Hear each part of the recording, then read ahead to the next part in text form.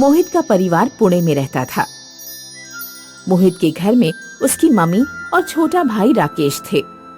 मोहित हर रोज अपने ऑफिस के बाहर खड़े होने वाले एक फकीर को दुकान से खाना खरीद कर देता था। बेटा, तुम बहुत दयालु हो। उस परमात्मा की कृपा हमेशा तुम्हारे ऊपर रहेगी। मोहित जॉब करता था और अपने ही जैसे किसी जॉब करने वाली लड़की से शादी करना चाहता था, लेकिन मोहित की माँ उमा मोहित की शादी किसी ऐसी लड़की से कराना चाहती थी जो घर का कामकाज करे और सासू माँ की सेवा करे। माँ, मैं दीपिका नाम की एक लड़की को जानता हूँ। दीपिका मेरी कंपनी के ऑफिस के सामने वाले ऑफिस में जॉब करती है। मैं उससे शादी करना चाहता हूँ। माँ, नहीं, अगर बहू जॉब करने जाएगी तो मेरी सेवा कौन करेगा और घर का कामकाज कौन संभालेगा? मुझे नहीं चाहिए ऐसी बहू जो ऑफिस जाने के बहाने इधर उधर के मर्दों से बातें करती घूमे। माँ, आज के समय में लड़का और लड़की दोनों का अपने पैरों पर खड़ा होना जरूरी है। घर का कामकाज हम सब मिलकर कर लिया करेंगे। दीपिका और मैं एक दूसरे को पिछले कई सालों से जानते हैं और एक दूसरे से प्यार भी करते हैं। नहीं, तुम शादी करोगे तो मेरी मर्जी की लड़की से। नहीं माँ, मैं आपसे प्यार करता हूँ, लेकिन मुझे अपने जीवन साथी को चुनने का अधिकार है। माँ, मोहित ने दीपिका से शादी कर ली। आखिर तू नहीं माना, तूने अपनी ही मर्जी की चलाई। अब कान खोल कर सुन ले, मकान जमीन किसी में भी तुझे हिस्सा नहीं मिलेगा। मोहित और दीपिका ने उदास होकर घर छोड़ दिया। उन्होंने एक फ्लैट किराए पर लिया और रहने लगे। कुछ दिनों तक सब ठीक ठाक चलता रहा। मोहित और दीपिका अपनी छोटी सी दुनिया में बहुत खुश थे, लेकिन उनकी परेशानियों का दौर तब शुरू हुआ जब दीपिका की प्रेगनेंसी की शुरुआत हुई। दीपिका पतली दुबली थी। प्रेगनेंसी के दौरान उसे बहुत ज्यादा उल्टियां आने के कारण चक्कर आना शुरू हो गए। डॉक्टर ने दीपिका को सलाह दी कि वो कुछ दिन घर पर ही आराम करे। जब दीपिका ने लगातार छुट्टियां की तो कंपनी ने उसे जॉब से निकाल दिया। मोहित को अकेले फ्लैट का किराया, घर और दवा का खर्चा उठाना मुश्किल पड़ रहा था। उधर उमा ने अपने छोटे बेटे राकेश की शादी अपनी मर्जी की लड़की से कर दी थी। एक दिन जब उमा को मोहित के एक दोस्त से मोहित और दीपिका के बुरे वक्त के बारे में पता लगा तो उमा का दिल पिघल गया। वह राकेश से बोली, राकेश बेटा, मोहित और दीपिका को बुला लाओ। दीपिका कैसी भी हो, आखिर है तो मेरी बहू ही। मैं प्रेगनेंसी में उसका ख्याल रखूंगी। ठीक है माँ। राकेश सोचने लगा, पहले कहा था कि मोहित भैया को मकान जमीन में कोई हिस्सा नहीं मिलेगा, और अब उन पर इतनी दया आ रही है। भैया घर आएंगे तो माँ हम दोनों के बीच आधा आधा बंटवारा करा देगी। मैंने माँ की मर्जी से शादी सिर्फ इसलिए की कि वो मकान और जमीन मेरे अकेले के नाम कर देगी, वरना मैं भी अपनी गर्लफ्रेंड से शादी कर सकता था। राकेश मोहित के पास गया ही नहीं। उसने झूठ मूठ अपनी माँ से जाकर कहा, माँ, मैं मोहित भैया के घर पहुँचा तो उन्होंने और दीपिका ने मेरा बहुत अपमान किया। उन दोनों ने धक्के मार के मुझे फ्लैट से निकाल दिया। अब मैं उनके पास कभी नहीं जाऊंगा। एक दिन मोहित जब ऑफिस की बिल्डिंग से बाहर निकल रहा था तो फकीर ने उससे पूछा, क्या हुआ मोहित, आजकल बहुत उदास रहते हो? बाबा, शादी के बाद मुझे घर से निकाल दिया क्या? अब मेरी पत्नी प्रेग्नेंट है, उसकी हालत अच्छी नहीं है, उसकी जॉब छूट चुकी है, मुझसे सारा खर्च उठाया नहीं जा रहा। मेरी पत्नी को भी पता नहीं है कि मैं 2 लाख के कर्ज में डूबा हुआ हूँ। पता नहीं बाबा, हमारा क्या होगा? मेरा तो जीने का मन ही नहीं कर रहा है। घबराओ नहीं बेटा, हम सब उस परमपिता ईश्वर की संतान हैं। जब ईश्वर किसी को संसार में भेजता है तो उसे पूरी तैयारी से भेजता है। वो जरूर तुम्हें रास्ता दिखाएगा, बस हिम्मत मत हारना। मोहित जब फकीर के पास से जाने लगा तो फकीर ने चुपके से मोहित की पैंट की जेब में कुछ डाल दिया। मोहित जब घर पहुंचकर सोफे पर बैठा तो उसकी जेब में रखी कोई चीज उसे चुभी। मोहित ने अपनी जेब में हाथ डाला तो उसकी जेब से बालों में लगाने वाला एक क्लचर और एक पर्ची निकली। ये क्लचर मेरी जेब में कहाँ से आ गया? दीपिका, क्या ये तुम्हारा है? नहीं, ये मेरा नहीं है। इस पर्ची में क्या लिखा है? ये जादुई क्लचर है। इसे बालों में लगाने मात्र से बालों को मनचाही कटिंग और शेप दी जा सकती है। कहीं ये क्लचर उस फकीर ने तो मेरी जेब में नहीं डाला? अगले दिन मोहित जब ऑफिस की बिल्डिंग के बाहर पहुंचा तो वह फकीर गायब था। इस क्लचर से मैं क्या कर सकता हूँ? हाँ, मैं ऑफिस के बाद 1 घंटे किसी सैलून पर काम कर सकता हूँ। मोहित ने एक महंगे सैलून में जाकर अपने जादुई क्लचर के बारे में बताया। उसे तुरंत सैलून में जॉब मिल गई। मोहित 1 ही घंटे में जादुई क्लचर की मदद से दर्जनों लड़कियों के बालों को मनचाही कटिंग और शेप दे देता। मोहित की आर्थिक हालत सुधर गई। बुरा वक्त बीत गया। मोहित ने कर्ज लौटा दिया और दीपिका की भी सेफ डिलीवरी हो गई। मोहित जॉब करता रहा और दीपिका ने एक अपना सैलून खोल लिया। जादुई क्लचर की मदद से दीपिका और मोहित बहुत अमीर हो गए। अपनी कमाई का आधा हिस्सा वे गरीबों को बांटा करते।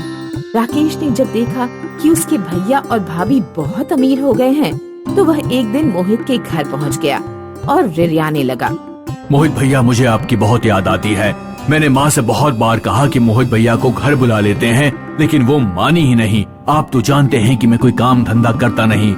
पुराने घर से जो किराया आता है उस पर ही निर्भर रहता हूँ। इस समय घर की हालत बहुत खराब है। माँ बीमार है। भैया, क्या आप अपना जादुई क्लचर कुछ दिनों के लिए मुझे दे सकते हैं? हाँ राकेश, क्यों नहीं दे सकता। तुम इसे ले जाओ और पैसे कमाओ, फिर मुझे वापस कर देना। राकेश जादुई क्लचर ले गया। उसने अगले दिन असली जादुई क्लचर जैसा नकली क्लचर मोहित को लौटा दिया। अगले दिन जब दीपिका ने जादुई क्लचर का इस्तेमाल किया तो उसका कुछ असर ही नहीं हुआ। दीपिका ने राकेश को फोन किया। हेलो राकेश, जादुई क्लचर काम क्यों नहीं कर रहा? मुझे क्या पता। आपका क्लचर आप जानती होंगी, खराब हो गया होगा या एक्सपायर हो गया होगा। अब मैं असली जादुई क्लचर से ढेर सारा पैसा कमाऊंगा। राकेश ने अपना सैलून खोला। बैठ जाइए मैम, मैं बस 1 मिनट में आपके बालों की कटिंग कर देता हूँ। राकेश ने जैसे ही औरत के बालों पर क्लचर लगाया, औरत के बाल जलने लगे और वह गंजी हो गई। हाय राम, मेरे बाल कहाँ गए? औरत ने अपने पति को बुलाया और राकेश की खूब धुनाई की। बाहर फकीर खड़ा मुस्कुराता है। हेमा और ऋषभ की लव मैरिज हुई थी। दोनों एक ही ऑफिस में काम करते थे। हेमा ने शादी के बाद ऑफिस कुछ टाइम के लिए छोड़ दिया था, पर अब शादी को 2 साल होने को आया था। ना तो ऋषभ और ना तो उसका परिवार हेमा के ऑफिस जाने को लेकर राजी था। क्या जरूरत है कमाने की? मैं अच्छे खासे पैसे कमा लेता हूँ घर के लिए। ऋषभ के साथ तो बात बात पे अनबन होती ही थी और सास ने भी अपने असली रंग दिखाने शुरू कर दिए थे। महारानी जी, आज भी लेट उठी हैं। 2 साल होने को आया है तुम्हें बहू, पर अभी भी नई नवेली दुल्हन के नखरे हैं तुम्हारे। तब सह लिया था, अब नहीं सहने वाली। सुबह मेरे उठने से पहले घर का सारा काम हो जाना चाहिए। हेमा आखिर अपनी दुख भरी कहानी सुनाती तो किसे? देवर जी की पिछले महीने ही शादी हुई थी और उनकी पत्नी यानी कि हेमा की देवरानी सोनिया अपने मूड के हिसाब से बात करती थी। 1 नंबर की दल बदलू। हेमा, आज छोटी बहू की तबीयत खराब है, तो तुम नाश्ता बनाकर दोपहर के खाने की तैयारी में लग जाना। पर माँ जी, आज तो मैं काम से बाहर जा रही थी। हाँ, तो कल चली जाओ, उसमें कौन सी बड़ी बात है। हेमा अपने वैवाहिक जीवन में बिल्कुल भी खुश नहीं थी। वो अपने मायके जाकर अपनी माँ को ये सब बताती है। बेटी, मेरे पास एक उपाय है जिससे तेरी जिंदगी सुधर जाएगी।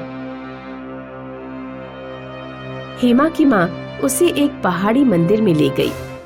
पहाड़ चढ़ते हुए एक छोटा सा मंदिर आया जहाँ लोग सिंदूर की डिब्बियां चढ़ाया करते थे। ये जादुई सिंदूर है, इसे अपनी मांग में लगाकर तू अपने पति और सास ससुर के मन की बात जान जाएगी। तू इसके इस्तेमाल से उनकी चहेती बन जाएगी, फिर तुझे कोई तंग नहीं करेगा।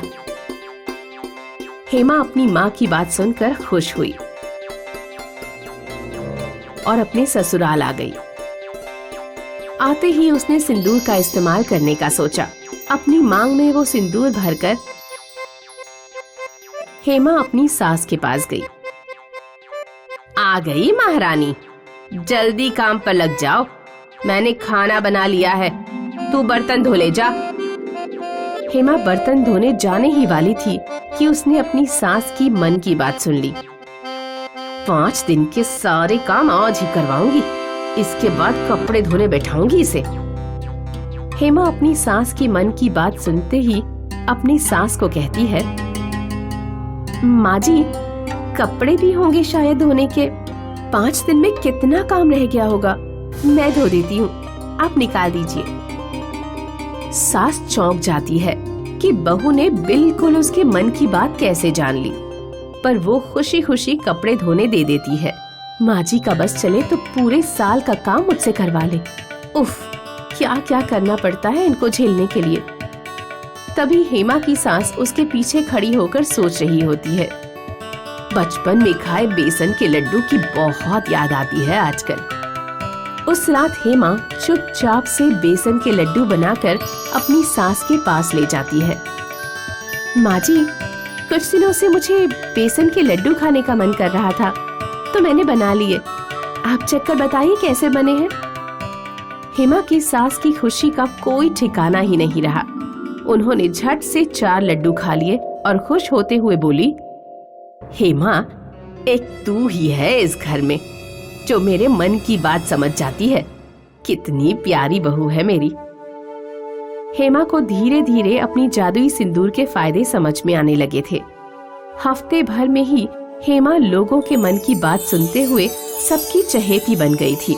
सोनिया की आंखों के सामने ही उसके हिस्से का सारा लाड और दुलार अब हेमा को मिल रहा था।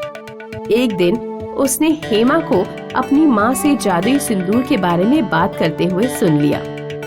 अच्छा, तो ये माजरा है, जेठानी के पास जादुई सिंदूर है और देवरानी को ना मिले, ऐसा कैसे हो सकता है? सोनिया जब ये सब सोच रही थी, तभी हेमा उसके मन की बात सुन लेती है और अपने सिंदूर को छुपाकर कहीं और रख देती है। सोनिया अपनी जेठानी के कमरे में जाकर कोई दूसरा सिंदूर चुरा लेती है। अब तो मैं भी आपको बराबर की टक्कर दूंगी जेठानी जी। सोनिया दूसरी सुबह सिंदूर लगाकर सबके सामने आकर उनके मन की बात सुनने की कोशिश करती है, पर उसके नकली सिंदूर से कुछ नहीं होता। माँ जी, आपने कुछ सोचा क्या? भैया, आप कुछ सोच रहे हो? पिताजी, जरा जोर से सोचिए ना। सोनिया दिन भर घर वालों की मन की बात जानने के लिए उन्हें अजीब सवाल करती रही। उसके बचकाने सवाल सुनकर सब उस पर चिल्लाने लग जाते हैं। हेमा अपनी देवरानी की हरकतें देख लोटपोट होकर हंसने लगती है। हेमा उस दिन से घर की चहेती बहू बन जाती है और उस घर में उसकी जिंदगी आसान और खुशहाल हो गई।